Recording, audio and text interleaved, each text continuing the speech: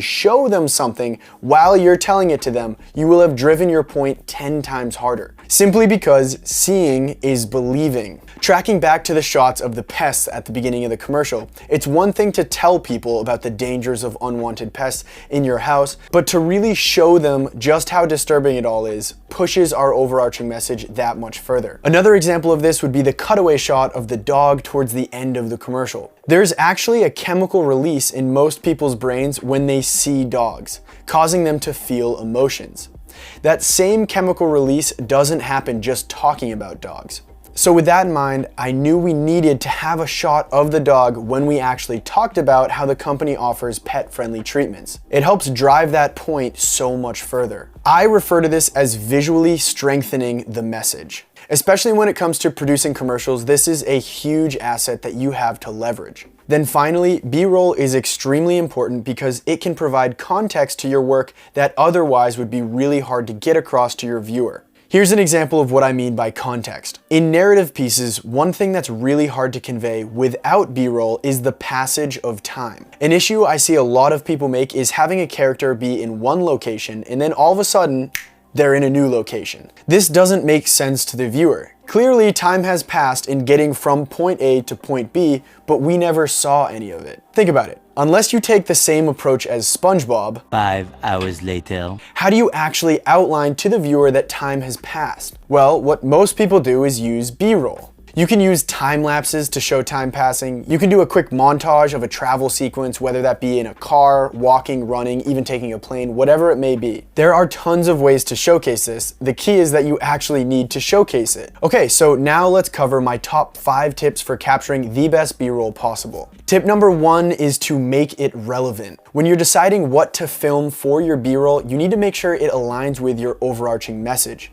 You can't just film anything and then throw it over top your A-roll and hope for the best. Confusion kills any type of video. So make sure your B-roll is relevant and you will then resonate with your audience, driving that message that much further. Another way to keep your B-roll relevant and focused on your message is to make sure that your subject very clearly stands out so that the viewer is never left guessing what they should be looking at. Now, if you remember back to the previous videos, we can make our subject stand out in a variety of ways, such as lighting, shallow depth of field, color contrast, or a variety of composition techniques such as framing, leading lines, the size of your subject in the frame, and so on. Tip number 2 is to have a plan. One of the biggest mistakes people can make, and I do this all the time, is to plan out the script or story of a video, but have no actual concrete plan for the B-roll footage. When you storyboard out a video, you should have distinct shots in mind that you know you need to capture. Don't just wait for inspiration to strike on set or while you're filming.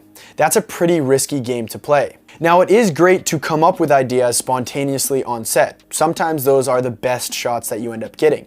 But to only rely on that for B-roll footage, not a good idea.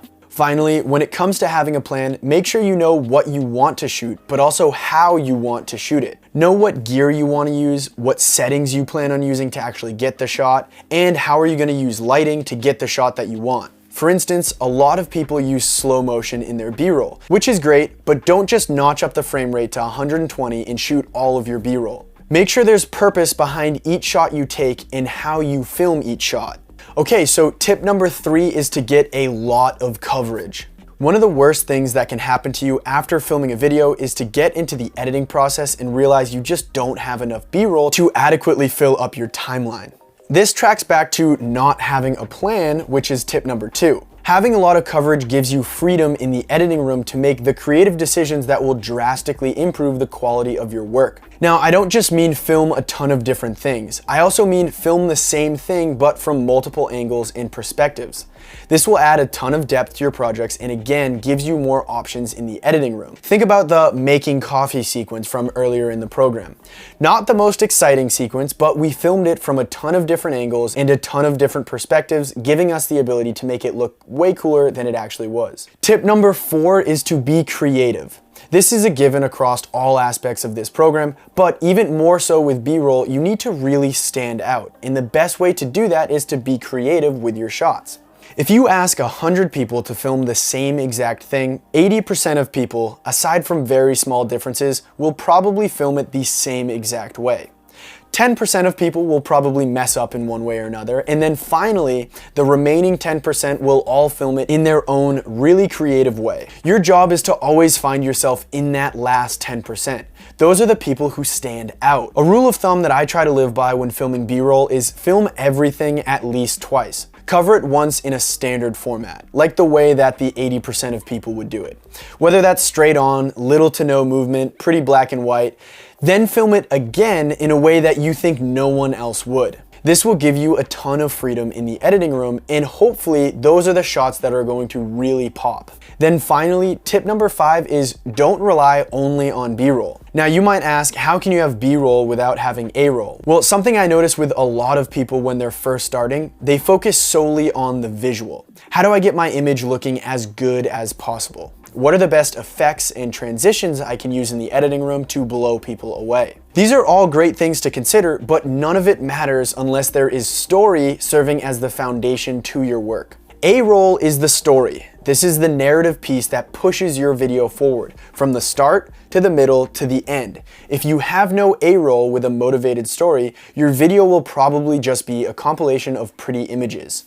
I still make this mistake all the time, and here's an example. I went to Iceland for vacation a while back. While I was there, I really wanted to make a crazy, beautiful video showcasing the different parts of that amazing country. So what did I do? I made sure to get the most beautiful shots I possibly could of the waterfalls, the sunsets, the landscapes, the oceans, the rivers, and so on. And now I think I did a pretty good job of it, but when I got back home and started editing, I realized that the final video was probably just gonna be a montage of really beautiful landscapes. The only real storyline was the chronological fashion in which I pieced together the video, showcasing us going around the country one corner at a time. Now, I'm not saying this video was totally useless and a waste of my time, I just know I could have done it much better. Think about it like this. Why do vlogs drive such a disturbingly high amount of traffic on YouTube? It's because they have a story. They're not the most cinematically pleasing pieces of work on the internet, but they have context, which is what people really want. Learning from what happened in Iceland, when I traveled to Costa Rica to film the tourism commercial, I filmed a similar video for myself documenting the trip, but this time I made sure to actually get myself on camera talking about what was happening throughout the course of the trip, including both the story-driven content, which was me on camera, the A-roll, and visually driven content, the B-roll of the waterfalls and all the other crazy stuff, will make that final video so much more engaging than the Iceland video. So hopefully this all helped shed some light on filming B-roll for your video projects. Whether they're commercials, music videos, travel videos, personal projects, documentaries, and so on, B-roll is an essential piece of the puzzle, and armed with these 5 tips, you'll be ready to capture some great content. So thanks for watching, and I'll see you in the next one.